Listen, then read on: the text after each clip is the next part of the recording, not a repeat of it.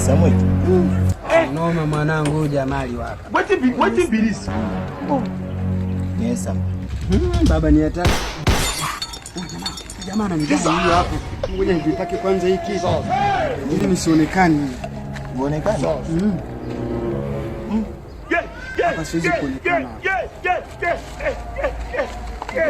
Kama yangu yangu. Jesus. Foto. Jesus. Abu. Alienda kwa Mark Johnson ile asubuhi. Alitoka hapa. Labda ungefanya hivi sasa. Nenda kwa Mark Johnson.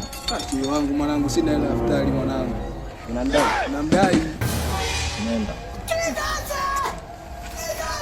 Utamkuta. Unamsema kuona mwanangu Abu, umejificha. Unaniona? Nakuona. Wewe Abu.